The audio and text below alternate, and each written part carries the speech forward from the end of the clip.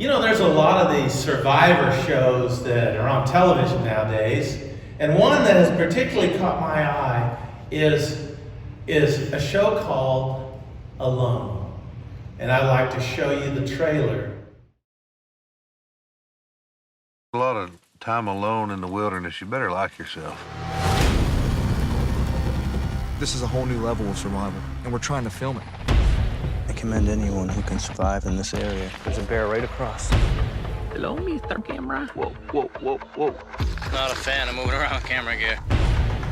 It's really easy to just become your own worst enemy. The solitude is driving me insane. I don't have a camera crew to talk to, and I don't have any interaction whatsoever except for me. It's so loud up there. Pretty sure I just saw a cougar about 10 feet from my front door. I'm sitting in here. I was just charged by a bear. Could be into the woods circling behind me. I don't know. The last man standing wins $500,000. But it's not worth dying over. What was that?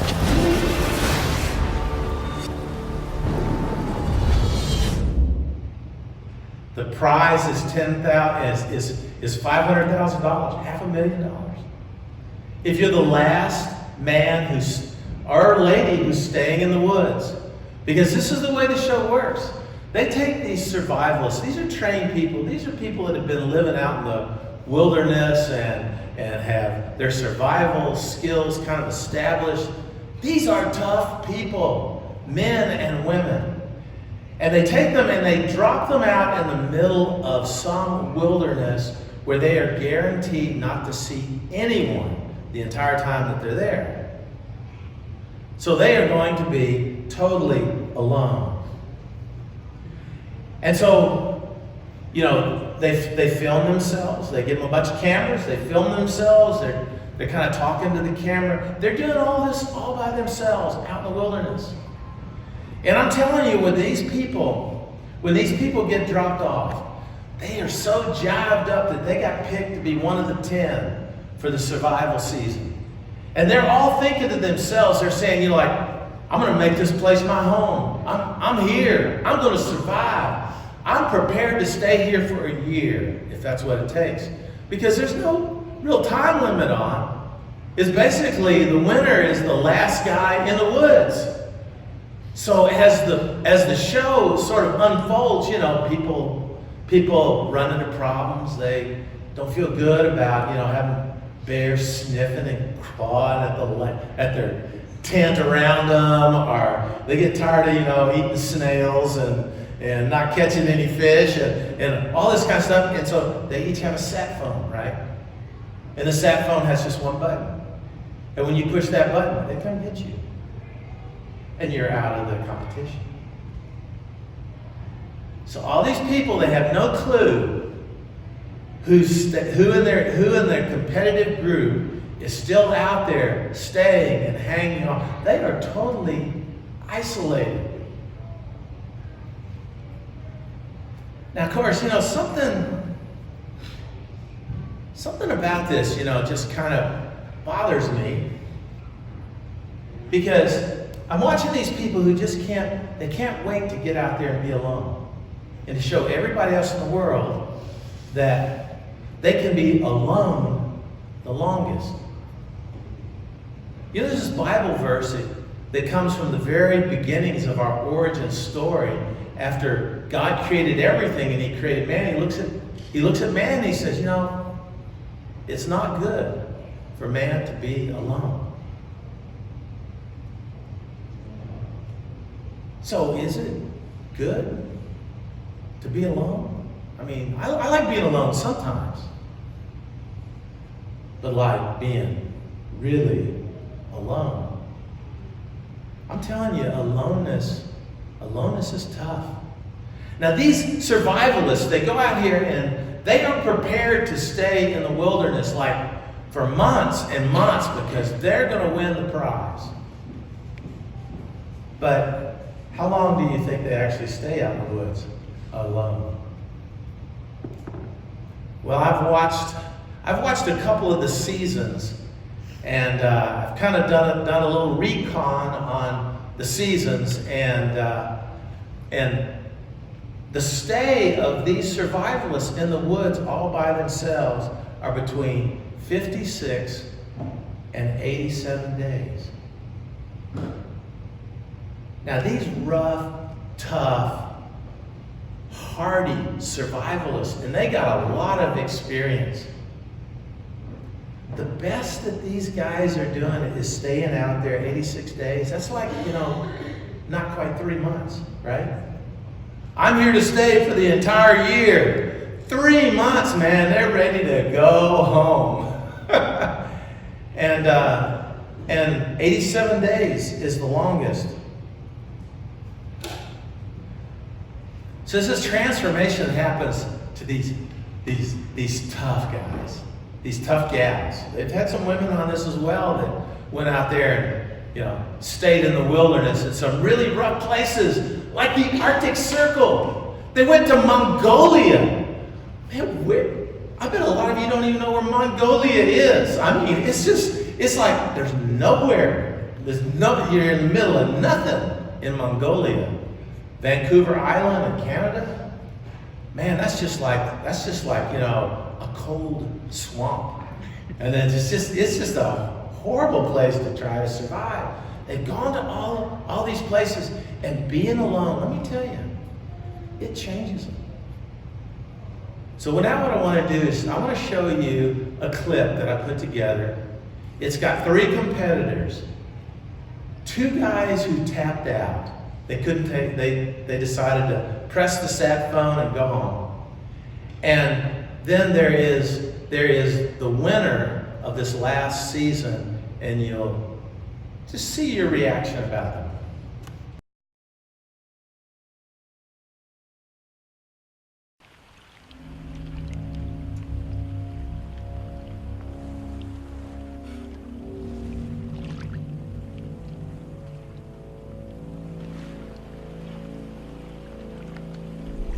I've never spent this much time alone. But I just can't do it any longer.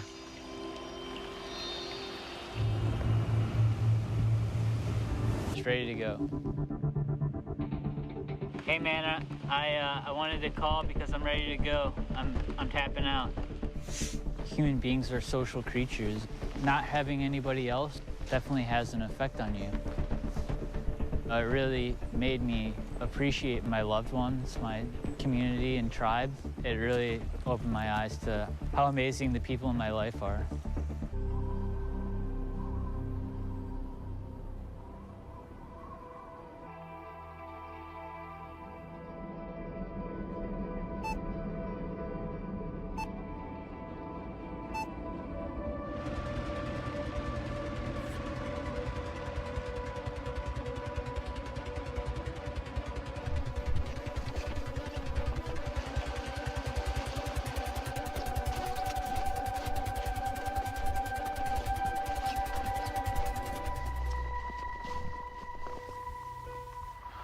Alright.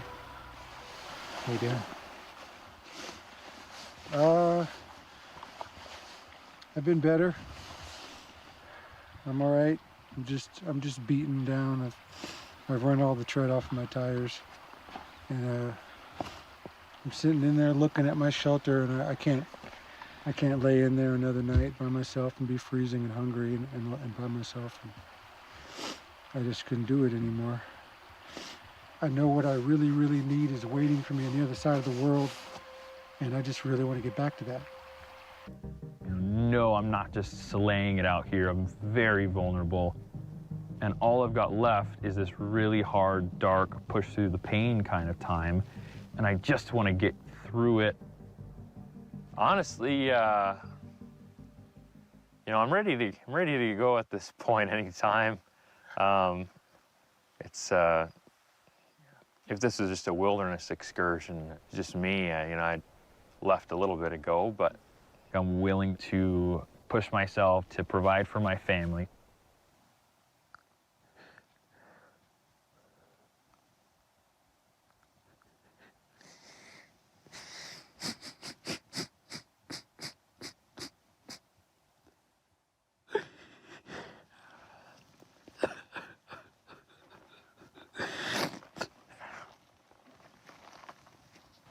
miss those kids a lot. Like I feel like I got a little bit in me even without a lot of food and all that, but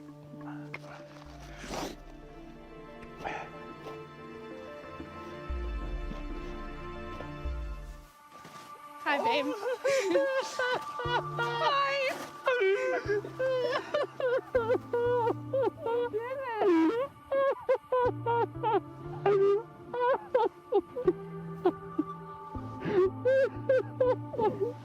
You did it!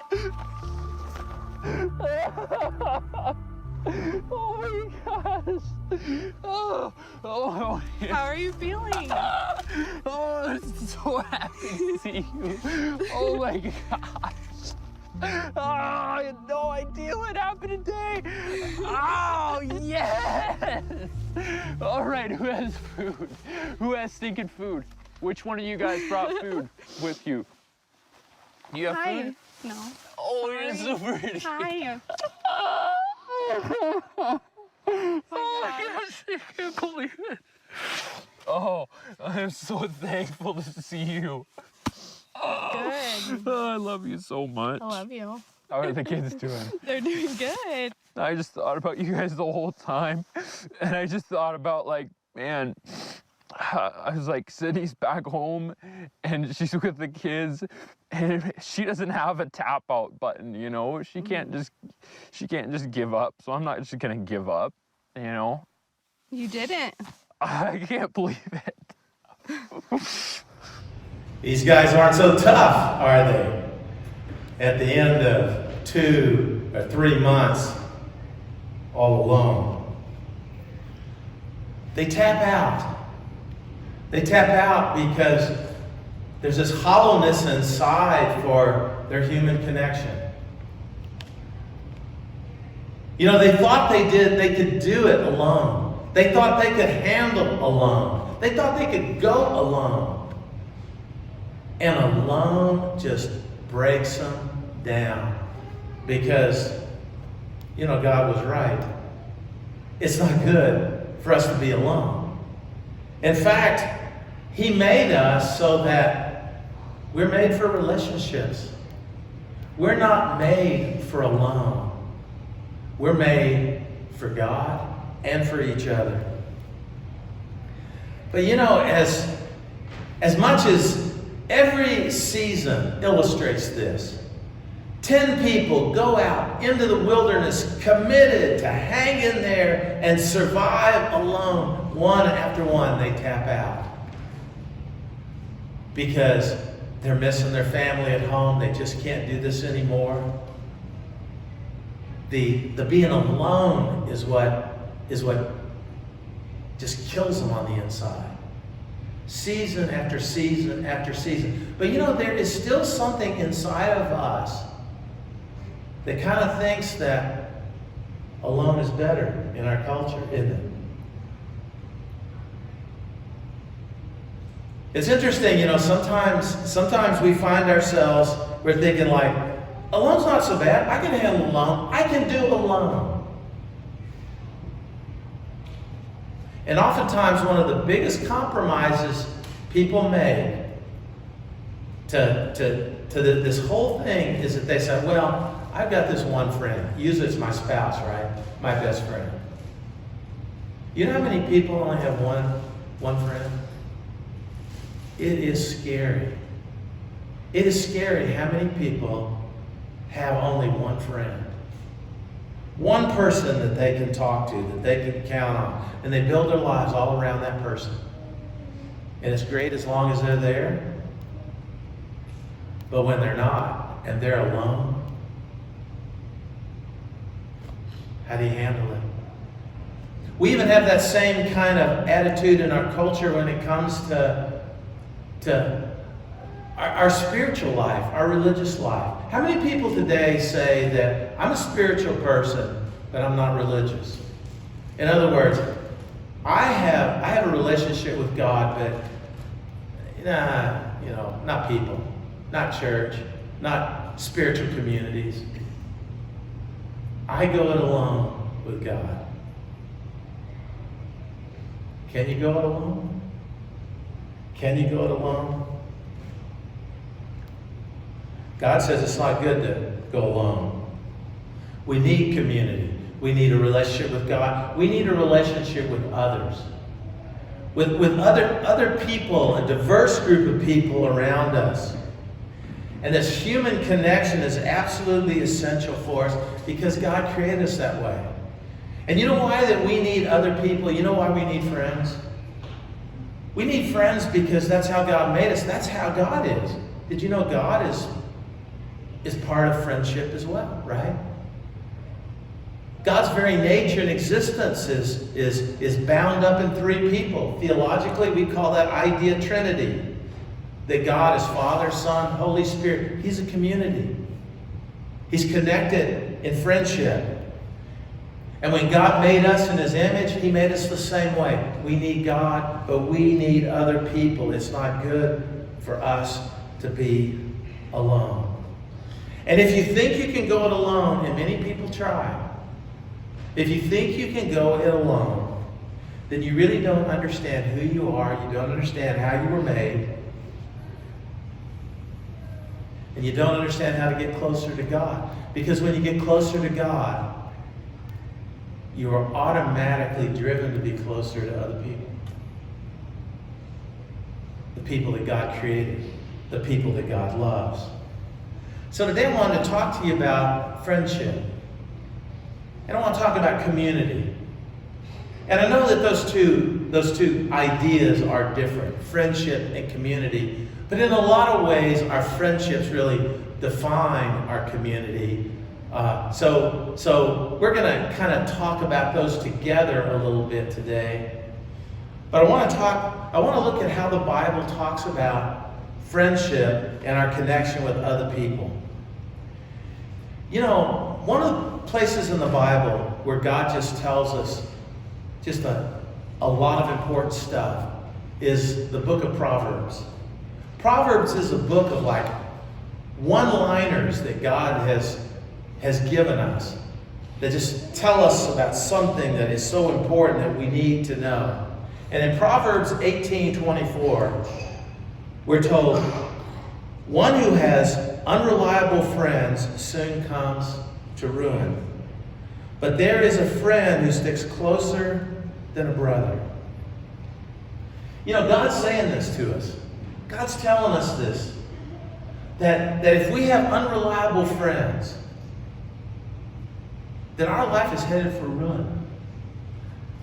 But we can have friendships where those friendships actually become stronger than blood, stronger than brother, stronger than sister. Because, and see, God knows we need this. It's apparent to God because that's how He created us. He cares about us. God actually cares that we have friends. Do you realize that? He wants us to have friends because He knows that friends are the way that He helps us get through difficult times. It's how He shapes us. It's how He molds us. And these friendships that we make, they can be stronger than any of the bonds that we have with our brothers and sisters, anybody else in our family. So friends are profoundly important. And friends can come in a variety of shapes and forms. I mean, most of us, when we think about a friend, we think about a best friend, a BFF, right? Someone who you're really close to. Maybe sometimes you could call them a diehard friend, okay?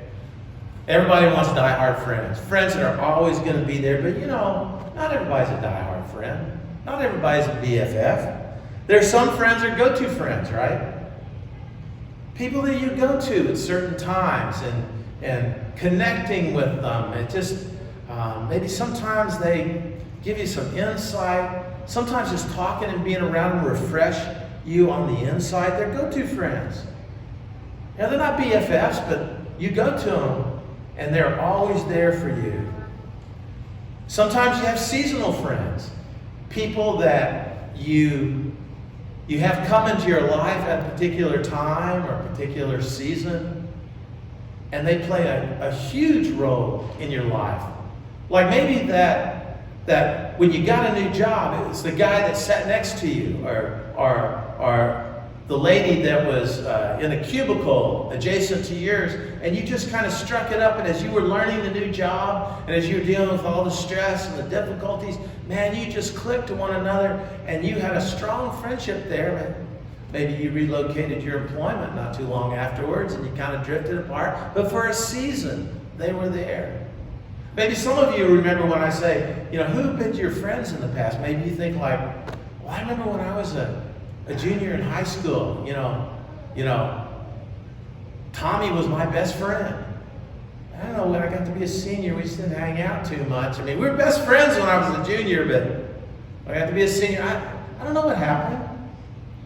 Maybe it wasn't something that was bad, but some friends are kind of seasonal friends. Some friends are just like low maintenance friends, right? You kind of bump into them, sort of occasionally. I have a good hiking buddy whose name's Ralph, and I've told you about some of our exploits in the past and how much I'm indebted to him. And he introduced me to the world of hiking.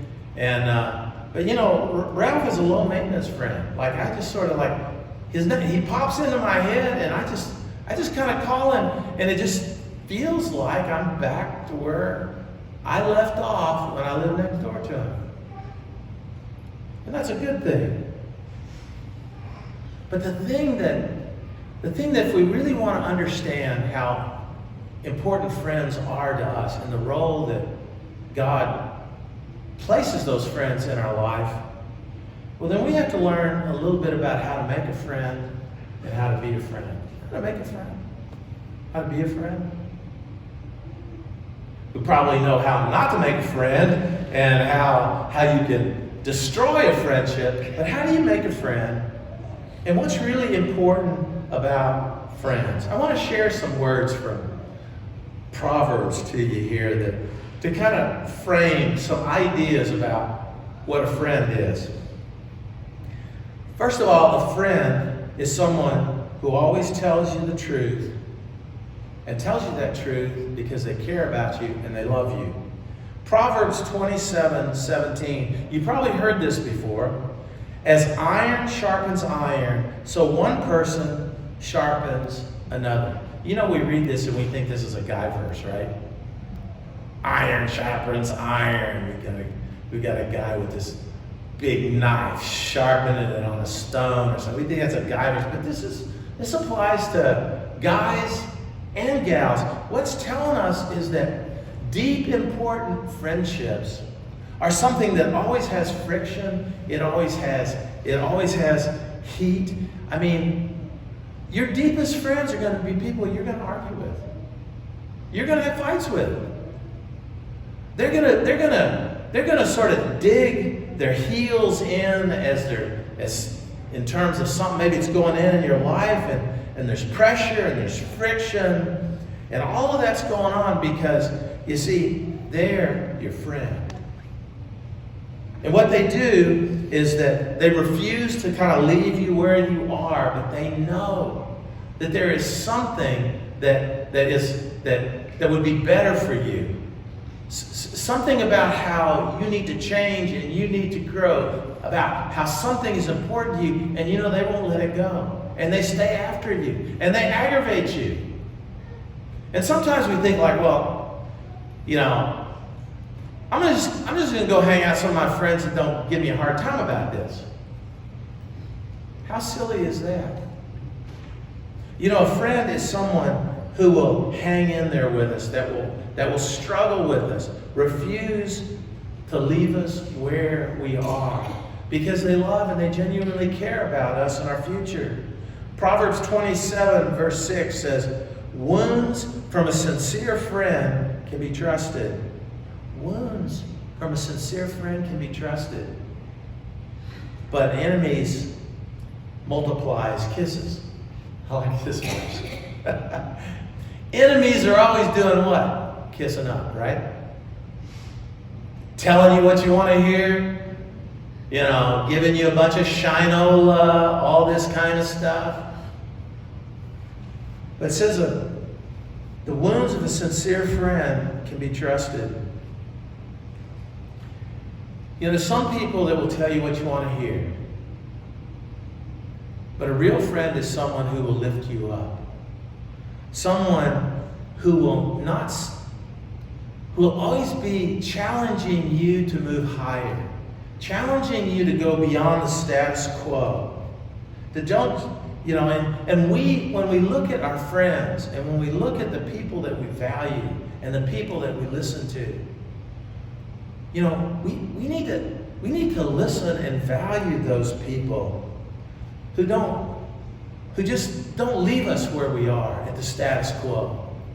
Because anybody can be that kind of friend, to kind of tell you what you want to hear, to not rock the boat. Yeah, you're just okay. But a real friend says, you're made for better. God has something more important for you.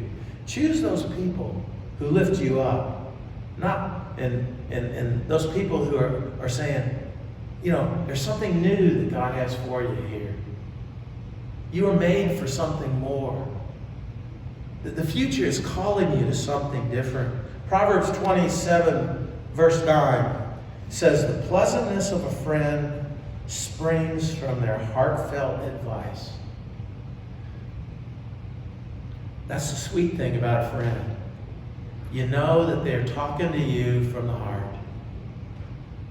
That makes them a sweet friend. That makes their words sincere. That make their words important. And you know, we need people that we can trust. We need people that are gonna help sharpen us, that are they're gonna take a stand with us in those places where a stand needs to be taken, that can sharpen us. That sometimes in the relationship, they hack us off. And we don't want to hear anything from them. You know, we think that's a horrible thing. Conflict between friends is not necessarily always horrible. These people that love you, these people that you know deep inside you can trust, these people are fighting for something for you. And hang in there and struggle with whatever is going on. Because that struggle is a way that this trusted, wonderful friend is helping you find your way and the calling that God has for you in your life. You know, sometimes we have a friend that takes a bad turn in their life. They go in a direction that's not going to be good for them. And a lot of people say, well, I guess that's what he wants to do. Just got to kind of let him do that. I don't want to ruin our friendship. You're ruining your friendship with that guy if you just let him go. If you are that friend, that's where you step up and say, this is the wrong decision. This is not who you are. You're not going to want to live with the person that you're going to become if you travel down this road. And that they just sort of dig their heels in and they fight with you. Don't you want that from a friend? Isn't that really what you want? Friends stick it out with you. Friends stick it out with you. You know, a lot of people decide not to be your friend when you get to be in too much trouble, right? It happens. You've had those folks. If you're too much trouble, they'll find a way to kind of back away. But real friends stick it out with you. And the reason is that real, genuine, deep friendships, they're not formed at the successful times in your life when everything is going well. Who are your deepest friends? They're the ones that stuck it out with you, that hung out with you, that were at the hospital with you day in and day out. They took care of your business at home when you couldn't do those kinds of things. They were the person that called you up. They came over. You were pouring through some of the stuff that you were struggling with, and they listened and they listened and they listened.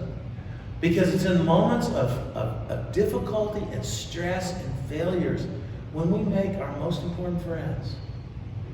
Hey, you go through a really tough ordeal with someone, you got a friendship.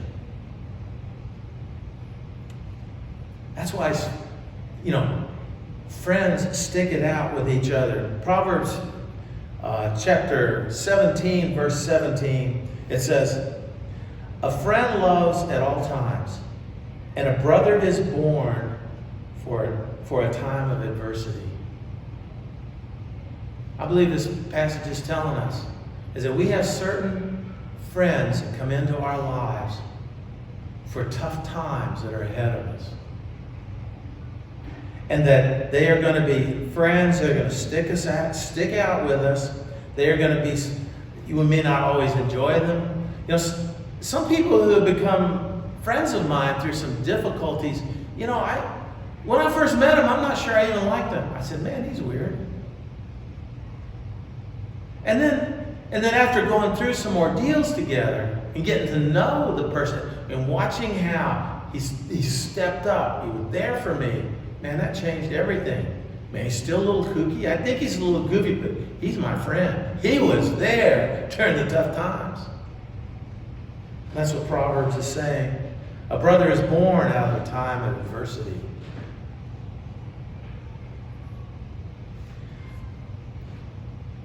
Friendship is where a friend will lean in with you when you're going through some difficult times and ordeals. They will lean in. They lean in and they help you through what you're going through. They take on sometimes the same burden that you're going through. They've seen you at your worst. They've seen you falling apart, and they are still there for you. Proverbs 27:10 says, "Never abandon a friend, either yours or your father's." Isn't that interesting? Never abandon a friend. Sometimes we step forward and we're with someone because of the friendship we've had with them in the past. This happens all the time in the church. This is one that moves, beyond the bounds of just friendship into community. The people who were your friends in the past, who were there with you, never abandon those people. Never abandon them. And don't abandon the friends of your fathers either. In other words, this community that you grew up with in your family system, the friends of your parents. I know my dad had a good friend who lived across the street from us when I was growing up. And this couple, Dad had kind of a relationship with them. I wouldn't say he was particularly close. But when this lady's husband passed away, he had cancer. When he passed away, I saw my dad move closer to taking care of her. And I remember one day my dad came over to me and he said, "Chad, once you get that lawnmower, go over there and mow Mrs. Shields' yard." I'm kind of thinking like, oh, she wants me to mow her yard. And don't you take a thing from her. You go over there and mow that yard right now. I'm thinking like, what is this? She's your friend, right?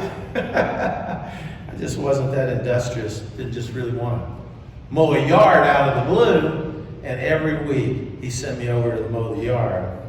And I was learning some things. She'd come out and she'd bring me some lemonade, kind of fuss over me, bring me some cookies, because I would think, the only kid that paid any attention to her in the whole neighborhood. Of course, if it wasn't for my dad, I probably would have been like all the other kids in the neighborhood and not paid her any attention. But she doted on me, and we were able to strike up a friendship. But the friendship of these communities that we come from are very important. We maintain those friendships because a lot of friendships are just a decision. I know that's the way it was with Mrs. Shield. I was her friend because Dad told me I should be her friend. And so after I kind of worked through my animosity of that, like 5 weeks into mowing the lawn, But I kind of got to the point where I said, this is something I really want to do. I got to know her. I realized her situation. And I knew that this was something that was touching her heart. See, friendship is a decision. It's a decision where we step forward and we connect in relationship and in community with other people. This happens all the time in church. All the time. Where with someone we know is in a need, we just make the decision, I want to help them. I want to be a part of that.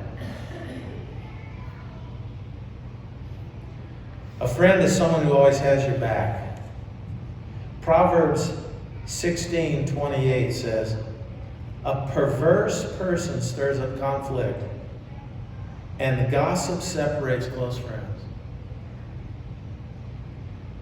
This is a stark warning. It's a stark warning of what we do with our words. Because it's so easy to be in a conversation and someone asks us about someone else and how, and the next thing you know, we're saying something maybe unsupportive, a little off-color, maybe distancing ourselves a little bit from that person, what they did. That's toxic. That's toxic to a friendship. It's one of the toxicities that has slipped into our culture right now. We live in a culture today where it's so easy to say horrible, ugly, even untrue stuff about anybody. Social media is this great platform that says, tell me something bad. You look at most stuff that goes viral, most of the stuff is bad stuff, right? You have to really sort of be a little selective to try to find the good stuff that goes viral. But these conversations that we have, when we have a friend and in a conversation, that friend's name comes up or something about that friend comes up, sometimes you just can't act like you didn't hear anything. Sometimes it slips up on you and someone's name comes up and that. But if that person is your friend, it's your responsibility to have their back, to stand behind them, to defend them, and to say, I know them, they're my friend.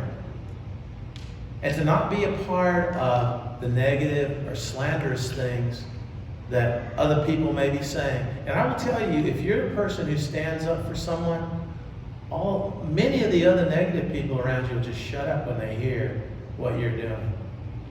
Because see, with your friends, you know some of their difficult times. You've been with them. You've experienced some of the tough stuff that they've gone through. And a good friend respects that and cares for it and keeps it. You're going to know about their journey and what's going on in their life. And that's one thing that a friend does is that you keep with care and with sensitivity them and their reputation and what people say and think about. I remember when McCall, she was about 5, maybe 6 years old. And I remember one evening, it was in the evening, and her and I were taking a walk. And as we were walking, McCall in her shy little voice, she's our youngest, right?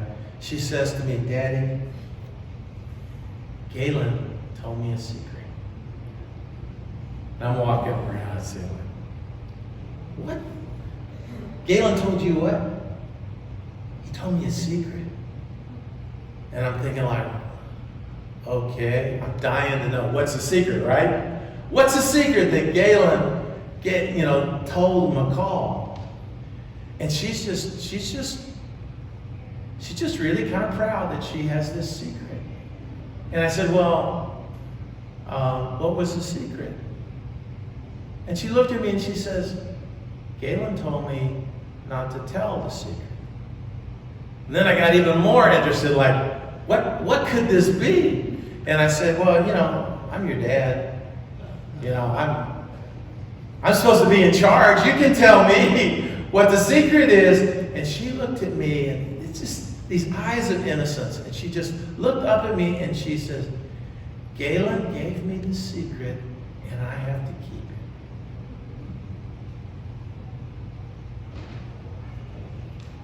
And she did.